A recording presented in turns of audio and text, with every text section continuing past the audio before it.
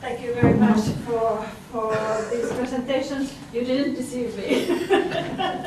Yeah, so I hope that you enjoyed these presentations as well. And now I think we go to the questions part, and I hope that you have lots of questions to Mr. and Mrs. Taipalle. And as a moderator, we have here Ambassador Вадим Трюхан. Thank you very much, Ambassador. Як краще, на українській чи на англійській? Okay. I think that we have been witnessing something special now. First of all, it was explained us in very simple words how does Finnish system, I would call it Finnish system, works and how it was created. And secondly, anybody sitting in this room can think over how Ukraine can move using Finnish direction towards more, let's say, more comfortable world for itself.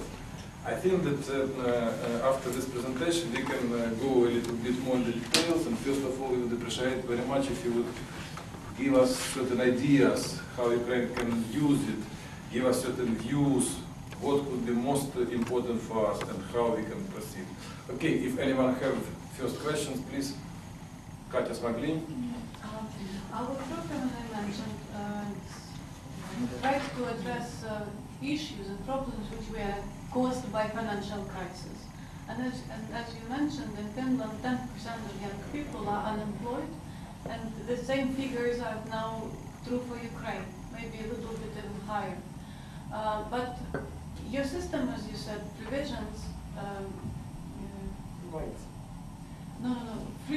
free high school, free university education for young people. So how can you explain that having an opportunity to go to universities with a very high level of teaching, they still decide for themselves not to go to study and opt toward deviant or socially aggressive behavior, and end up being unemployed, etc. So where is the gap between social policies that you provide and very high taxation, which is a prerequisite of this policy, and still the result which doesn't correspond to the original intention?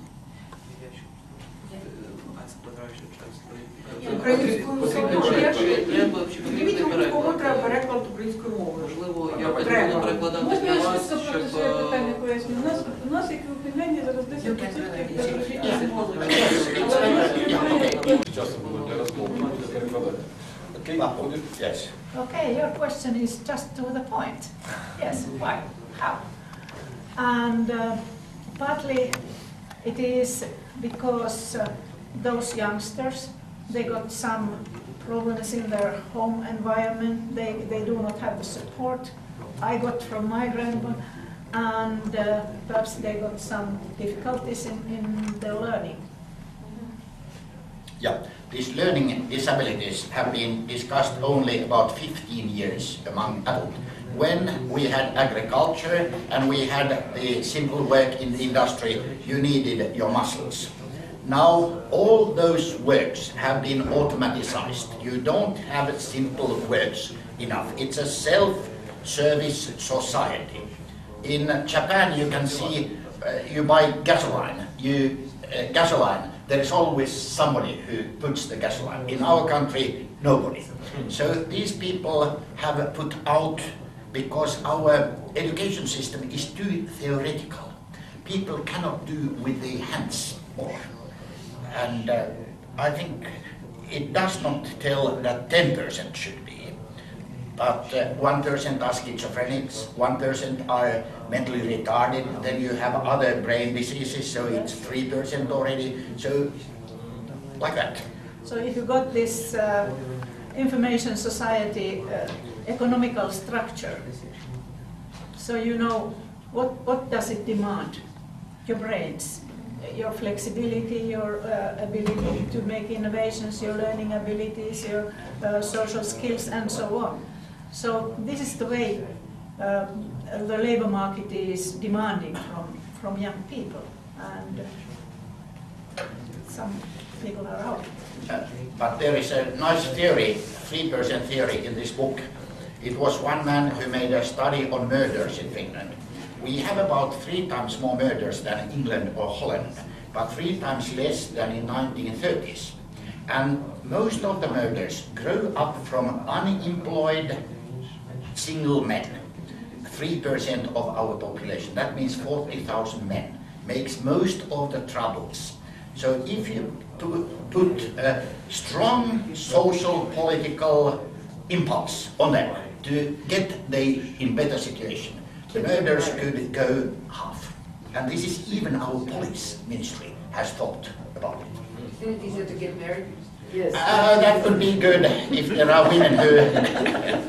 Okay, next question, Pani Did you Viranoniska. ever, did you ever have corruption problems? We have had them before this party system. 5% of all public construction money went to the parties in late 50s and 60s. After that we have had single cases. The last one was very small. There were 3 businessmen who gave money for certain candidates for parliament. But the money was only 5,000 to 10,000 for each. But these 3 men are now in court, and some of our ministers. One former Minister of Foreign Affairs had his 60th birthday, and these businessmen paid it. So he's now in court. Might be that he sentenced probationary. Some other city Lord Mayor in Turku used credit card from Turku city, but they are quite small things just now.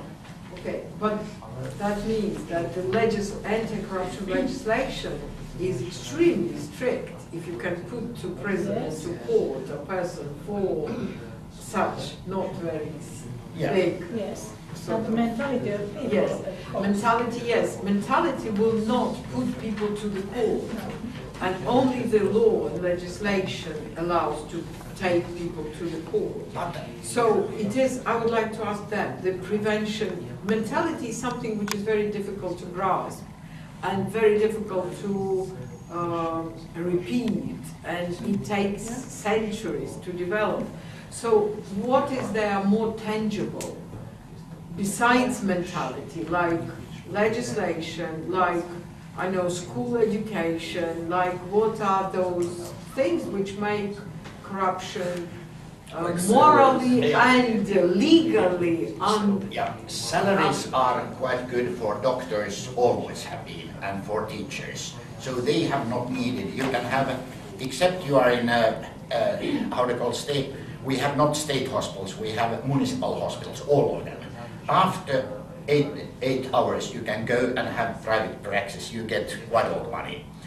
But in former times, medical industry, for instance, it was not called corruption, but 10% of the money went to how they call sales promotion. That meant travels to doctors. We have 1,000 psychiatrists.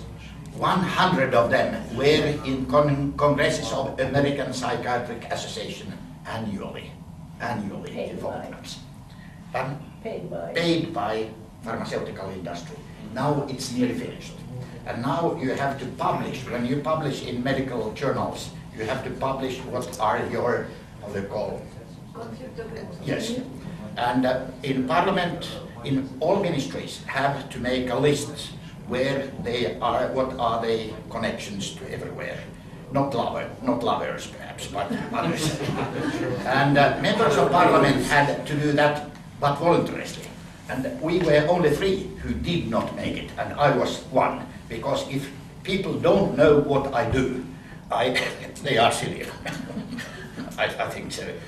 But it's now controlled a lot. And jealousness, the yellow papers, they are very strict and bad. Yellow papers? They are very yellow evening papers. nasty. Nasty like everywhere, yes. Okay. Katja, please. You mentioned that there are 70,000 non-governmental organizations in Finland. I wonder whether your law on non-governmental organizations envisions any provisions which regulate activities of non-governmental organizations in terms of good governance, whether they are managed by leaders of organizations or they envision also some supervisory boards which would look into activities which are implemented, etc. So how, in short, how you ensure that your non-governmental organizations follow good practices and transparent management? We have to have 2 auditors, or nowadays 1 who is professional. But if you get state subsidy or some subsidy, and most of them get it, you have to send your papers annually to the registration patent office or to the Ministry of Education or somewhere from where you get the money. Also the foundations have to make every year this kind of, and then the authorities also make, how to call, inspections. They take every year out of the foundations perhaps 30 or 50, and they go quite deeply in. They are interested on that we pay taxes. For instance, one organization bought some pictures from a candidate of a party in elections, and this is not allowed, and there is a case in court just now. Now we are witnessing, like in Ukraine, principle of sex equality is working. We have a lot of women who are wanting to ask and they are trying to attack. But now at the time to switch to the men, please, Mr. Panchik. Yeah, this brilliant question from Ms. Nanivska about legislation. You are very proud of this legislation, anti-corruption legislation. First question is about execution of legislation, because you can have good laws, but then who will put people to prison after this small or big cases with corruption? This is first question. But my question is, as I told you, about the influence on the general business and investment climate. You mentioned the general manager of Nokia working on a brand of Finland. So the question is, what is the communication, the contact between the state and the big businesses? I don't know whether they could be called somehow big capitalists or oligarchs. I wonder whether it exists. But in any crocodiles. Not sharks, okay. But big guys have some money to implement some things which government sometimes can do slower or cannot operate at all. So what is the possibility of the government to communicate with big sharks to help to make a brand of a country or whatever, any projects, and whether it could be called corruption then, because this is the corruption opposite way. When you, as a minister or a prime minister, ask a big shark, please do this thing, it is easier for you to pay for that, that we need both the brand of Finland I needed to improve the situation in the country, but you need to improve the situation with your company. So 2 questions: execution of legislation, and second, the possibility to work with the big businesses or small businesses from the point of the government. Let me start. Okay. So Finland is a very legal country, and that was our survival strategy when we were under Russian from 1809. From Napoleon to Lenin. To Lenin, yes. And that was our survival strategy. We said that we got these laws, we follow these laws, and it's very deep in our mind until then. Yeah, and we don't have oligarchs. We don't have rich private businessmen. Nowadays, in state firms, you have these kind of options. Like in our electrical company, the leaders get a lot of money, 1 million, or perhaps 2 million at the best, or Nokia's Ollila gets, but we don't think that they are really rich. They are rich, but not in the standards of other countries. And they live, quite a lot of them live modest. You don't see BMWs or big cars among, we don't have nouveau-riche, so many. There is only one case where a minister made business about 20 years ago, and he tried to get some advantages from a firm, Wärtsilä, and he got to the, we have a special state court only for ministers. That was the case, and he was kicked out from the parliament, but later on was elected again. By the people. Yes. By the people, yes. In our country, everybody knows each other, so you have to be a leader of at least 2 or 3 non-governmental organizations to get into the parliament.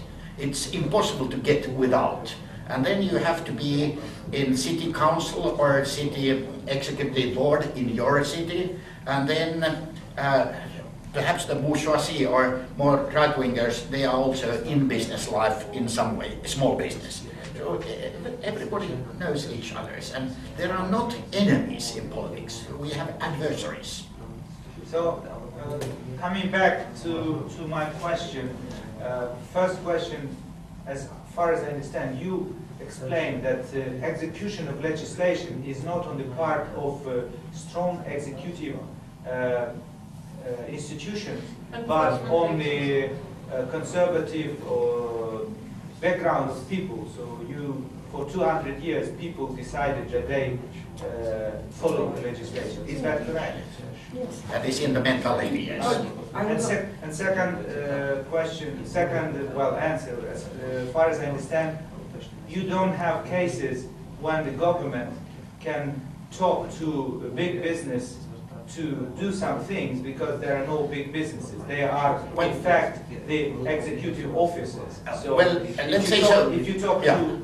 If our president comes to Ukraine, there will be, how to call a tail, 20 businessmen with her, and then our foreign minister or minister of foreign trade, then the business come. So in that way, our politicians try to promote business in other countries. That's perhaps the most important thing. So actually, this is the same what our president, ministers, economy and foreign policy are trying to do, especially after this year. For a long time ago, I have noted the hand from Actually, I have 2 questions addressing both of our highly esteemed guests and 1 comment dealing with the concrete part of Finnish experience, which can be of big value and importance here in Ukraine. So may I begin from the comment? Yes, please. I would like to sincerely congratulate Finnish state and society for the great success in dealing with such part of the population which is called Swedish-speaking Finns, who did not recognize themselves as Swedish minority of Finland, who certainly are a component of Finnish civic nation, and who all of them state and identify themselves as strong Finnish patriots, and a very interesting test for patriotism during the sport events, hockey, football matches. They very strongly insist that they are fans of Finnish team when the competition is between Sweden and Finland.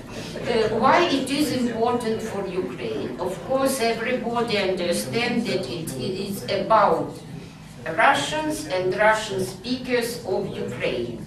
The trend of becoming, of acquiring this sense of belonging to the Ukrainian political or civic nation for Russians by ethnic origin and language preferences can be indeed shared. The awareness-raising campaigns should be run using this concrete experience and dynamics of the process. So thank you once again, and now the questions why I would like to hear the answers from both of our speakers. Maybe there is a kind of gender-based differences in your perception. So the first question is, what is your explanation for the rather maybe unexpected success of the right-wing party, which was named first the True Finns, then because they decided that it is a wrong kind of English translation, now it is simply the Finns party and parliamentary faction.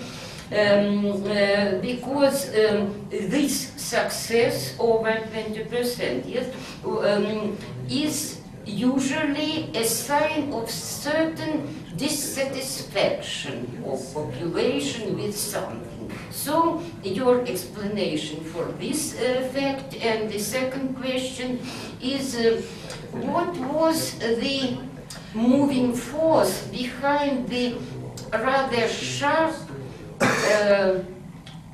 reverse of the state policy towards indigenous Sami people, in particular concerning their language, education in mother tongue, that occurred not so long ago, over 20 maybe years, because in 50s, 60s years of the last century, it was a rather drastic situation. Sami children were even beaten, abused in schools when trying to use their own language. So what was behind those changes? Thank you. Well, about these Finns, the Finns, true Finns. There was such kind of a party in 70s when I was in parliament. At the beginning of the 70s, my slogan was "Don't trust anybody over 30," and now it's "Don't trust anybody under 60." And soon, yes. But in any case, that time our agriculture population went down very quickly. Those who had small farms had to move, emigrate to Sweden or to big cities. Then came our populist movement.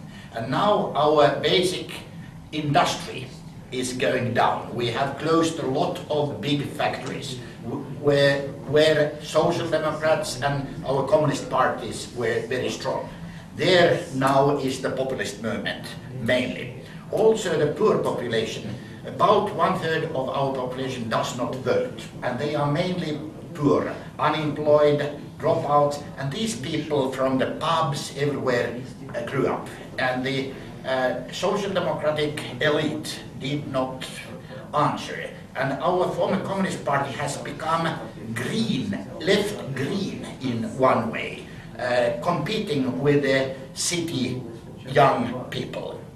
Perhaps this is one, but it's very nice. Their leader is very clever. He told that he's a closet social democrat, or and in some way he's himself not as racist like Le Pen and others. We have luck with him. He's our close friend even, and married with a psychiatrist like Vappu. And the other. And what about the Sami? Yes, we got two minorities then, which were neglected. You spoke about our Swedish minority, and this is privileged because they got their language at school and in universities, wherever they have the right to use their language. But we've got the Sami and Roma minorities, and we woke up in the situation. Our nowadays President Tarja Halonen was very active in the Roma movement. So we understood that they do need their rights. It was not so easy. I was in government. At that time, I tried to get a Sami-speaking kindergarten in far north, but the municipality, they didn't want it. So it was a fight against the local people as well as the decision down there in the government. But then we got the legislation. They got their rights, and we also settled the Roma people. They got their homes, and their children went to school, and now it's quite a situation. We settled the conflict between Swedish and Finnish speaking in 1930s. There were strikes by the students against Swedish speaking teachers, etc. My mother was a dentist student, and there were only 3 who did not go to strike. My mother, then the leader of later Communist Party, Mauri Ryömä, and one very right-winger who thought that we have to be with the Swedish. But it was settled then.